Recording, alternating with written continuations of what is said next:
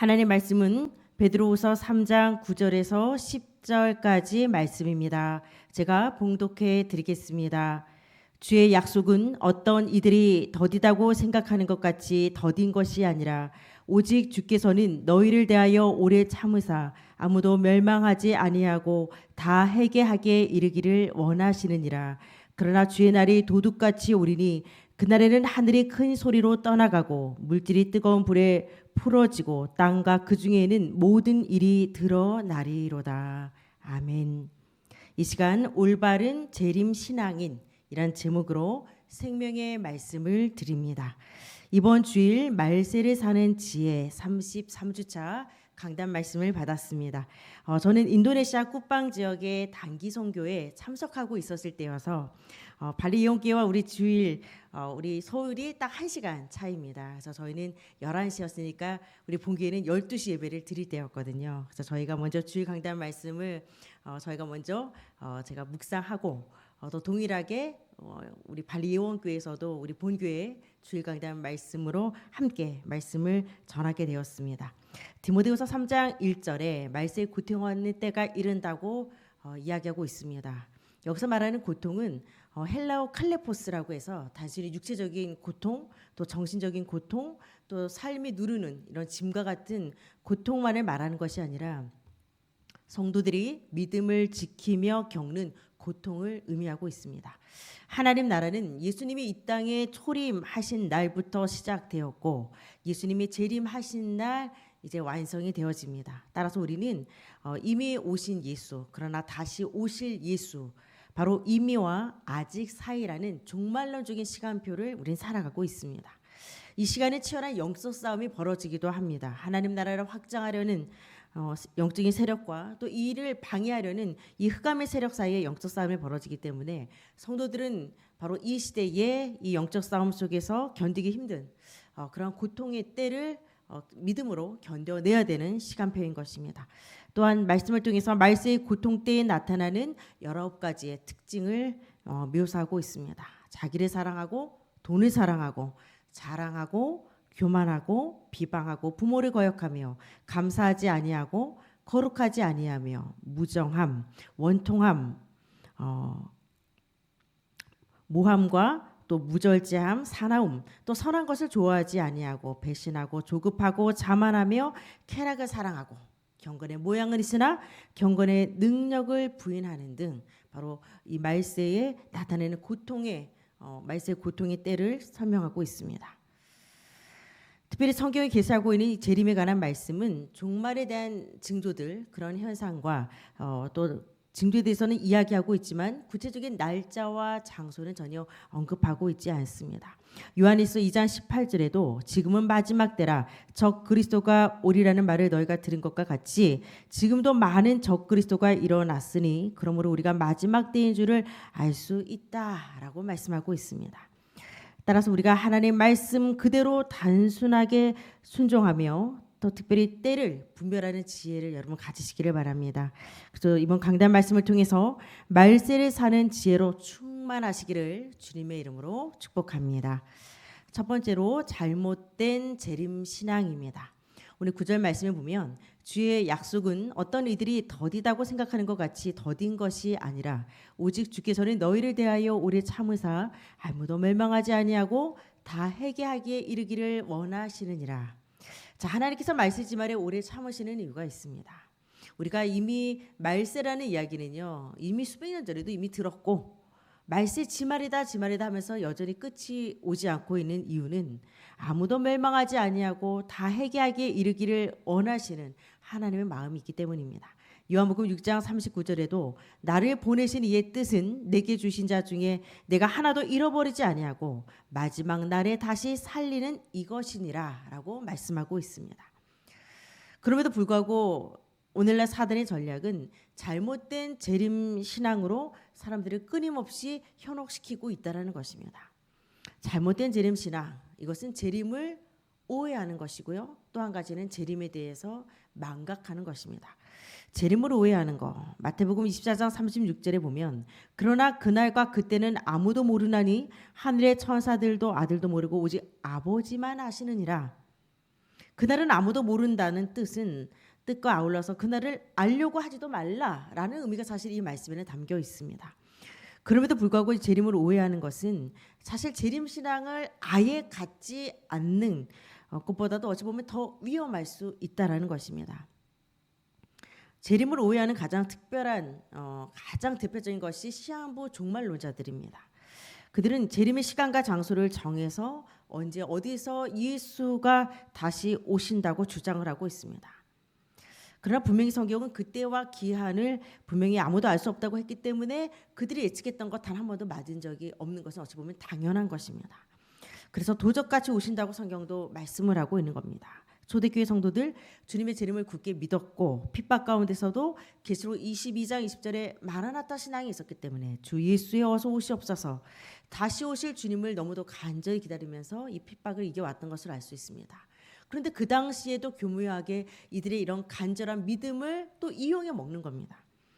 그래서 언제 어디서 어떻게 임할 것이라는 식으로 말씀을 잘못 전하고 현혹시키는 일들이 초대교회 당시에도 일어났던 것을 볼 수 있습니다.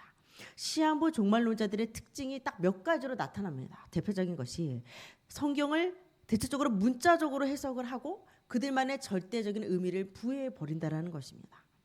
그러다 보니까 성경의 본래의 의도를 왜곡시킬 수밖에 없고 또 굉장히 한쪽으로 편중해서 극단화시키는 오류를 범하게 되어집니다. 또 시한부 종말론자들의 특징은 지극히 개인적인 체험, 환상을 어떤 직접적인 계시라고 주장을 합니다. 그러니까 일반화시켜 버리는 거죠. 이는 매우 단편적이고 또 서로 받은 이런 체험들이 다른 것임에도 불구하고 서로 상의하고 상대적인 것을 굉장히 그것을 직접적인 계시로 일반적인 것으로 그냥 몰아버리는 경향이 있습니다. 또 시한부 종말론자들은 일상생활을 굉장히 등한시 여긴다는 거죠. 일상생활을 포기하게도 만들고요. 또 학교나 직장을 포기하고 더 이상 다니지 않습니다. 심한 경우는 가족까지 벌어버리는 거죠. 자, 마지막 때 내가 그리스도라고 말하는 거짓 선지자들, 적그리스도가 일어날 것을 이미 성경은 말씀하고 있습니다.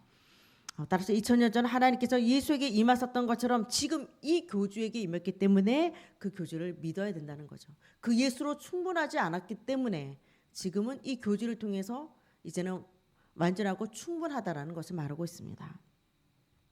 또한 잘못된 재림신앙은 이런 오해를 넘어서 재림을 망각하도록 만드는 것입니다. 마태복음 24장 48절 51절에 보면 만일 그 악한 종이 마음에 생각하기를 주인이 더디 오리라 하여 동료들을 때리며 술 친구들과 더불어 먹고 마시게 되면 생각하지 않은 날 알지 못하는 시각에 그 종의 주인이 이르러 엄히 때리고 외식하는 자가 받는 벌에 처하리니 거기서 슬피 울며 이를 갈리라 말씀하셨습니다. 이들은 현세의 것을 망각한 완전히 현실주의자들이죠. 롯의 사이들도 장인의 말을 농담으로 여기고 소돔성이 유황불로 심판을 당할 때 함께 죽임을 당했습니다. 누가복음 16장의 음보에 간 부자 역시 이 땅에 굉장히 집착을 하죠. 육체주의, 향락주의, 쾌락주의에 빠져서 미래의 준비가 없다면 바로 재림의 날에 심판의 날로 버림을 당할 수밖에 없는 겁니다. 이처럼 세상은 또 어떤 경우에는 윤회설을 말합니다. 계속 돌고 돌고 도는 거다. 너는 다음 세대에 또 다시 태어날 거다.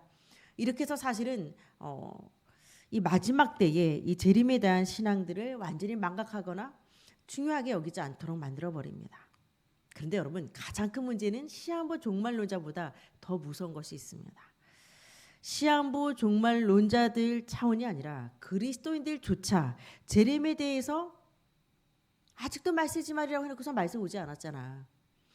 이 재림에 대해서 그다지 중요하지 않게 생각을 한다라는 거. 그리고 너무 이 이단 사이버 종교들이 재림, 말세, 하나님의 나라, 신천지 정말 너무도 중요한 성경 키워드들을 갖고 장난질을 치다 보니 이제는 재림을 얘기하면은 이거 이단 아니야?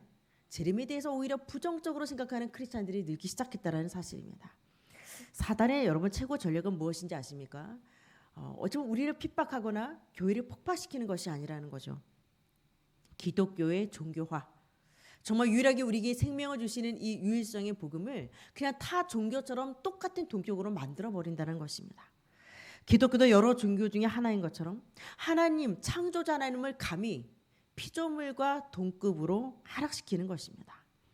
이번에 단기 선교가 진행되었던 인도네시아 현장은 여러분 세계 최대의 무슬림 국가입니다. 저희가 있었던 숙소들 보면 무슬림들이 기도할 수 있도록 여러분 정말 그 기도 표시들이 다 있어요. 저희는 이제 검정색 화살표였는데 간혹 녹색 화살표가 있습니다. 그들이 그 기도의 방향을 향해서 기도를 하거든요. 자, 그런데 놀라운 것은 사람들이 그 녹색이니까 그냥 비상구 표시로 아는 사람들도 있습니다. 하루 5번 그들이 정말 기도할 수 있도록 정식기도의 그 표시들이 있다니까. 이슬람 국가들이기 때문에 최대한 이슬람 무슬림들을 위한 그거는 최대 배려인 거거든요.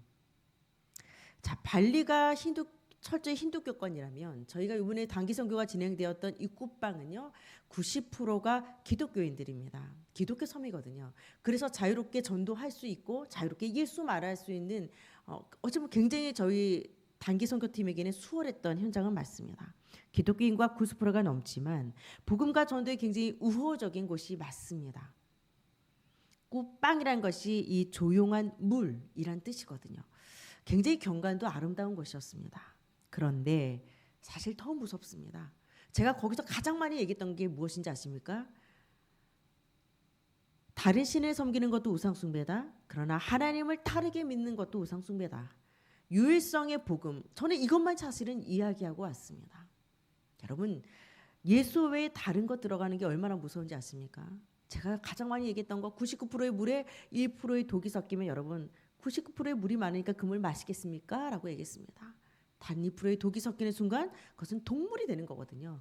100% 순수복음이 아닌 이상 예수의 다른 것을 말하면 그건 다른 신 섬기는 겁니다.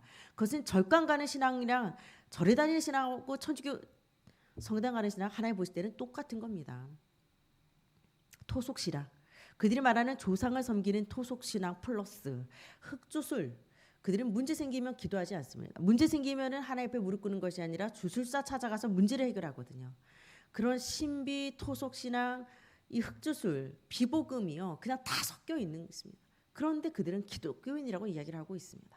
더 어렵습니다. 여러분 차라리 불신자 전도하는 게 낫지. 이상한 신비 믿는 사람들, 기독교인들 빼내는 거 더 어렵습니다. 흑주술, 주술사 찾아가서 주술을 걸어버려요. 내가 저 사람 미워. 내가 이 문제를 해결하기 위해서 그 문제를 해결하기 위해서 거기다 그 문제와 그 대상에다가 주술을 걸어버리면 그게 된다니까요, 여러분. 우리가 무당 찾아가서 굿하고 부적 쓰면 되는 것처럼 똑같이 효과가 나타납니다. 저는 이번 현장에서 정말 주술에 걸린 사람 그리고 명상 운동하다가 귀신 들린 청년 실제로 만났고요. 이들에게 복음을 제시하고 그랬을 때 정말 이분들이요. 그 흑암 덩어리 표정이요. 밝게 표정이 바뀌어지면서 회복되는 걸 보고 저희들이 정말 소름이 끼쳤습니다. 복음밖에 없구나. 우리가 말할 것은 유일성의 복음밖에 없음을 다시 한번 현장에서 확인하고 왔습니다. 예수 그리스도의 유일성 여러분 부족하지 않습니다. 예수로 충분하지 않아서 하나님이 다시 이 시대에 교주를 보내서 교주를 통해서 예수가 못한 일을 하시는 그런 하나님 아니죠. 그런 부족한 예수가 절대 아니라는 것입니다. 중요한 사실은 하나님께서는 말세의 징조를 알게 하신 것처럼 이 시대에 등 떠밀려 우리를 살게 하지 않으셨다는 것. 성경을 통해 이미 하나님은 늘 시대를 미리 알려주셨고 그 시대를 대응할 수 있는 방법을 우리를 통해서 이미 무기를 다 주셨고 넉넉히 승리할 수 있도록 하나님 모든 방법을 다 주셨습니다. 그래서 우리가 몰랐어요, 당했어요, 하나님 너무했어요 라고 말할 필요가 없는 겁니다. 성경을 모르고 성경을 놓치는 우리가 무지한 것뿐이지 하나님은 늘 방법을 우리에게 먼저 주시거든요. 재림의 징조요. 이미 하나님께서 말세에 고통하는 때를 알려주셨습니다. 복음이 모든 족속에게 마지막 때 전파될 것이고 유대인의 충만한 수가 채워질 것입니다. 복음을 믿던 자들도 교회들도 배교하는 현상이 일어날 거고요. 불법하는 사람들이 일어나서 혼란이 가중될 것이고 세상 곳곳에 지진과 전쟁과 대환란이 일어날 것을 이미 하나님께서는 말씀을 통해 우리에게 알려주셨습니다. 그래서 우리는 전혀 당황할 일이 없는 겁니다. 말씀대로만 살고 말씀대로만 따라가면 여러분들은 가장 안전한 것입니다. 이제 잘못된 재림신앙을 분별하는 영적인 분별력을 가지시고 성경적인 재림신앙을 갖고 오히려 잘못된 재림신앙이들을 말씀으로 옳게 세워나가는 성도님들 되시기를 주님의 이름으로 축복합니다. 두 번째로 올바른 재림신앙입니다. 오늘 10절에 보면 그러나 주의 날이 도둑같이 오리니 그날에는 하늘이 큰 소리로 떠나가고 물질이 뜨거운 불에 풀어지고 땅과 그 중에는 모든 일이 드러나리로다. 예수 그리스도의 재림을 통해 우리가 깨달아야 될 부분이 여기 나와 있습니다. 인간의 모든 역사, 개인의 종말이 하나님께 속해 있다라는 것입니다. 그냥 말세 지말에 주님 재림 오신다 이런 차원이 아니라 여러분들의 인생과 전 세계의 역사가 바로 하나님 손안에 다 움직여지고 있다는 것입니다. 고린도서 15장 51절에도 내가 너에게 비밀을 말하노니 우리가 다 잠잘 것이 아니오 마지막 나팔에 순식간에 호련히 다 변화된다라고 말씀하고 있습니다.